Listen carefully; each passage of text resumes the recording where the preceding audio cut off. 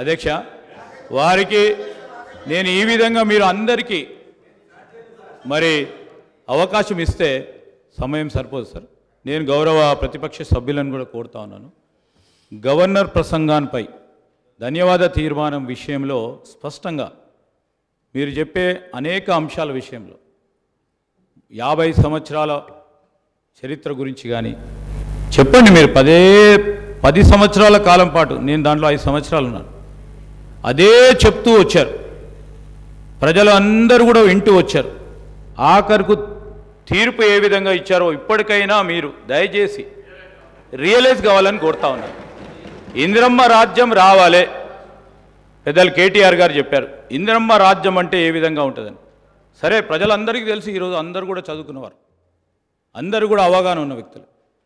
అయినా కానీ ఇందిరమ్మ రాజ్యంలోనే సామాజిక న్యాయం జరిగింది, ఇందిరమ్మ రాజ్యంలోనే పేదవారికి న్యాయం జరిగింది, ఇందిరమ్మ రాజ్యంలోనే ఇల్లు వచ్చినాయి, ఇందిరమ్మ రాజ్యంలోనే భూములు వచ్చినాయి, ఇందిరమ్మ రాజ్యంలోనే పోడు భూములు వచ్చినాయి.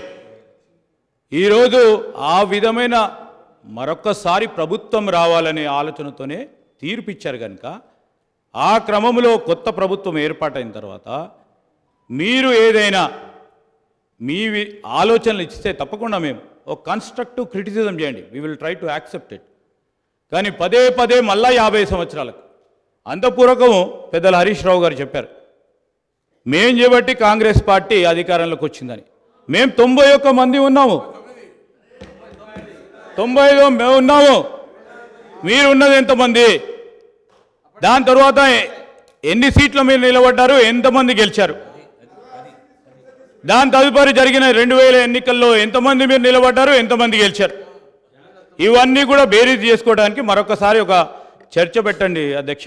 కానీ నేను దయచేసి గౌరవ సభ్యులందరినీ కూడా కోరుతా ఉన్నాను, ఈరోజు గవర్నర్ గారి ప్రసంగంపై ఈరోజు వారి పేరు తీశారనుకో వారు మాట్లాడుతూ అంటారు, వీరి పేరు తీశారనుకో వీరు మాట్లాడుతూ అంటారు.